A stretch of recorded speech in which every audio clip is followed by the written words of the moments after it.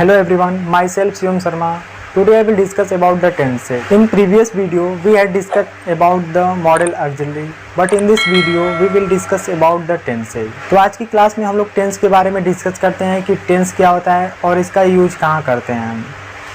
तो tense grammar का वह रूल है जो कि हमें बताने में हेल्प करता है कि कोई काम किस समय हो रहा है, यानी कि कोई काम प्रेजेंट में हो रहा है कि पास्ट में हो रहा है कि फ्यूचर में हो रहा है। इसलिए हम लोग टेंस के बारे में डिस्कस करते हैं। तो टेंस को हम लोग हिंदी में बोलते हैं काल, यानी कि इसका मतलब होता है समय। टेंस तीन प्रकार के होते हैं। फर्स्ट नंबर पे आता है प्रेजेंट टेंस, जिसको हम लोग हिंदी में बोलते हैं वर्तमान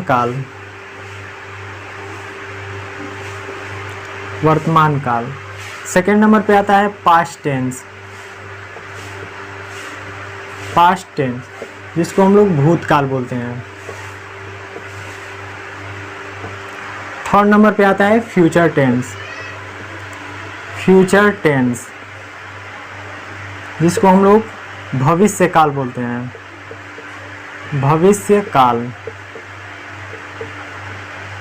अब इन तीनों में डिफरेंस क्या होता है? फर्स्ट नंबर पे आता है प्रेजेंट टेंस, यानी कि वर्तमान काल। इसमें कैसे सेंटेंस आते हैं, यानी कि जो अभी समय प्रेजेंट में चल रहा है उसे हम लोग बोलते हैं प्रेजेंट टेंस। जैसे इसमें वाक्य कुछ इस तरीके से आते हैं, वह स्कूल जा रहा है। यानी कि ये काम क्या हो रहा है? प्रेजेंट में हो रहा है। ये काम प्रेजेंट में हो रहा है, तो इस तरीके से सेंटेंस आते हैं प्रेजेंट टेंस में। पास्ट टेंस में कैसे आते हैं? जो काम बीत चुका है, जैसे मैं रोज पढ़ता था। यानी कि भूतकाल की बात की जा रही है, यानी कि पास्ट की बात की जा रही है इस सेंटेंस में। तो इस तरीके के सेंटेंस आते हैं पास्ट टेंस में। फ्यूचर में कैसे आते हैं? जो काम आने वाला है, जो काम होने वाला है फ्यूचर में, जैसे वह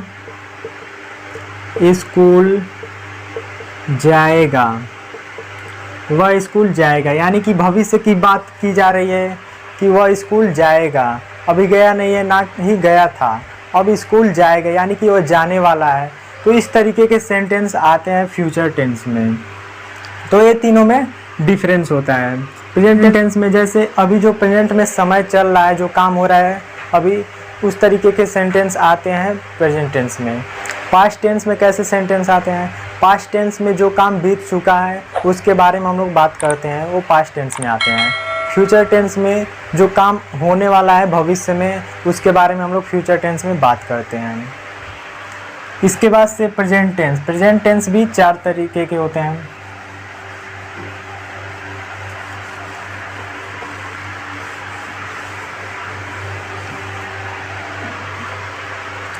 प्रेजेंट टेंस 4 टाइप्स के होते हैं। फर्स्ट नंबर पे आता है present indefinite tense. Second number पे present continuous tense. Third number पे आता है present perfect tense. Fourth number पे आता है present perfect continuous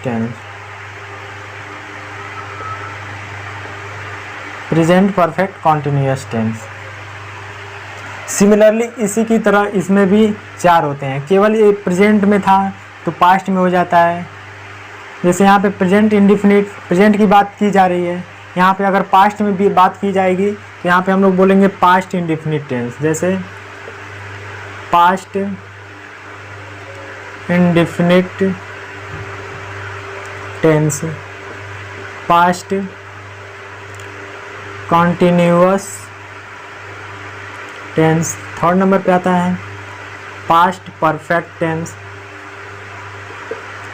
past perfect tense. Fourth number पे आता है past perfect continuous tense, past perfect continuous tense.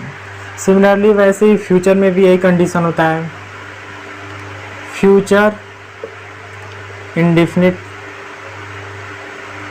Tense, future continuous tense. Third number पे आता है future perfect tense. Fourth number पे आता है future perfect continuous, future perfect continuous. तो हम लोग प्रेजेंट, पास्ट और फ्यूचर में चार टेंसेस के बारे में हम लोग डिस्कस करेंगे। सबसे पहले हम लोग प्रेजेंट टेंस के बारे में बात करेंगे। मैंने बताया कि प्रेजेंट टेंस भी चार प्रकार के होते हैं, present indefinite tense, present continuous tense, present perfect tense, present perfect continuous tense. तो इसमें से सबसे पहले हम लोग प्रेजेंट इंडेफिनिट की बात करेंगे। जैसे यहाँ पे प्रेजेंट इंडेफिनिट को हम लोग कैसे पहचानेंगे, यदि किसी वाक्य के अंत में क्रिया के साथ ता है, ती है, ते है, यानी कि ये शब्द आ जाए क्रिया के साथ, ता है, ती है, ते है, तो बोलेंगे कि वो सेंटेंस क्या है, प्रेजेंट इंडेफिनिट टेंस का है। और इसकी सहायक क्रिया को हम लोग इंग्लिश में बोलते हैं हेल्पिंग वर्ब, डू डज होती है, यानी कि इसमें हम लोग डू डज का यूज करेंगे प्रेजेंट इंडेफिनिट टेंस में। इसमें हम लोग चार सेंटेंस के बारे में भी डिस्कस करेंगे। इसमें सेंटेंस भी चार तरीके से आते हैं, affirmative, negative, interrogative, interrogative negative. Affirmative में वाक्य बिल्कुल सिंपल होता है, निगेटिव में नए शब्द आ जाता है, तो वहाँ पे हम लोग बोलते हैं कि वो सेंटेंस निगेटिव में है। इंट्रोगेटिव में प्रश्नवाचक शब्द आते हैं, और इंट्रोगेटिव निगेटिव में प्रश्नवाचक शब्द और नए शब्द दोनों आते हैं, तो इसलिए हम लोग उसको इंट्रोगेटिव निगेटिव सेंटेंस बोलते हैं। सबसे पहले हम लोग अफर्मेटिव के बारे में बात करेंगे। अफर्मेटिव सेंटेंस, अफर्मेटिव सेंटेंस, जिसको हम लोग सकारात्मक वाक्य बोलते हैं, सकारात्मक वाक्य। जैसे हम लोग अफर्मेटिव सेंटेंस में ही, सी, इट और नेम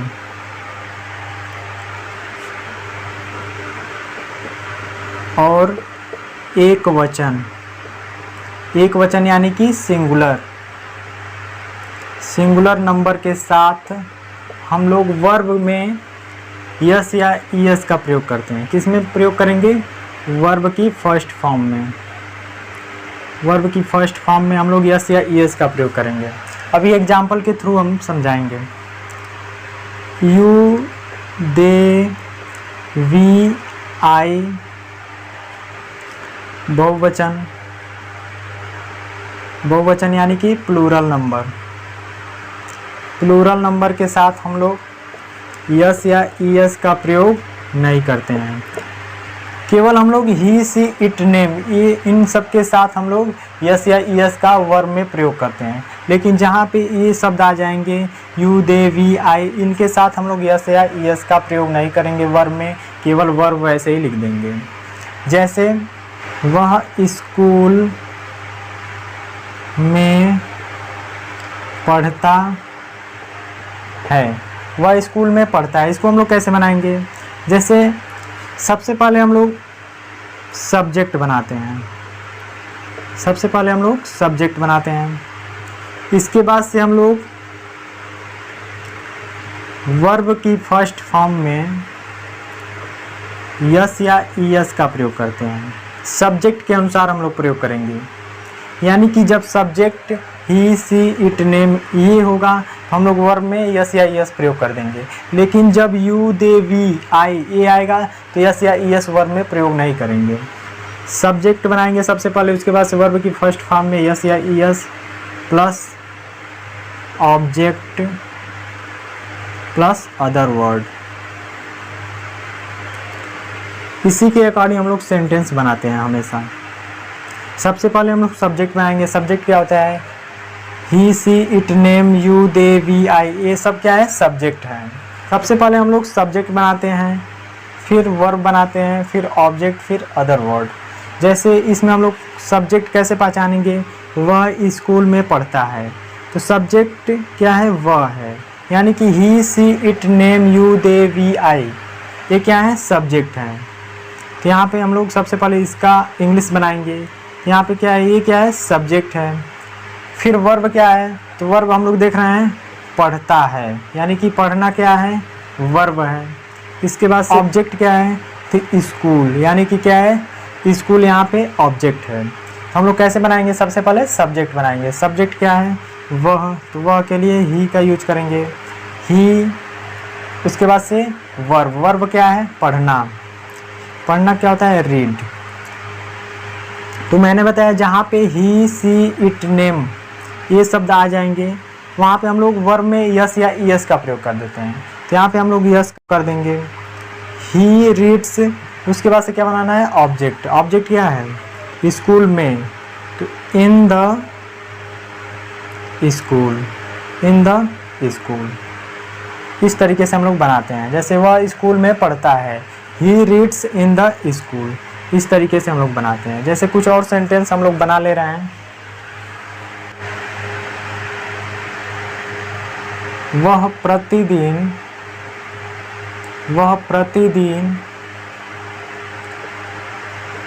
लिखता है, वह प्रतिदिन लिखता है। यहाँ पे हम लोग देख रहे हैं कि ता है, लास्ट में शब्द आ रहा है ना, ता है, यानी कि क्या है? प्रेजेंट इंडेफिनिट टेंस है।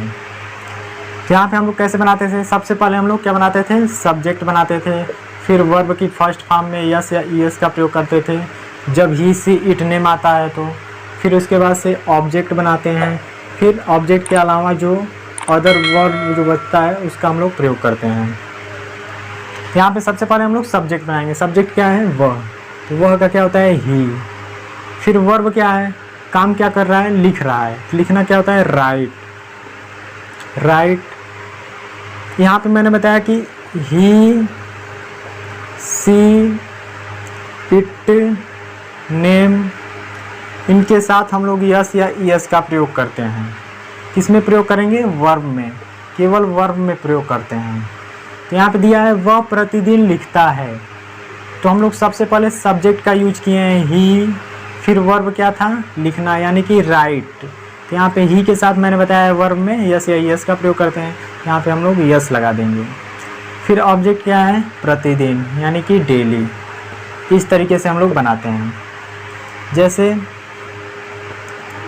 मैं बाज़ार जाता हूँ, मैं बाज़ार जाता हूँ, इसको हम लोग कैसे बनाएंगे? आई, सब्जेक्ट सबसे पहले बनाना था। सब्जेक्ट क्या है? मैं, यानी कि आई। यहाँ पे वर्ब क्या है? जाना, यानी कि गो टू मार्केट। मार्केट क्या है? यहाँ पे ऑब्जेक्ट है। क्या है? ऑब्जेक्ट।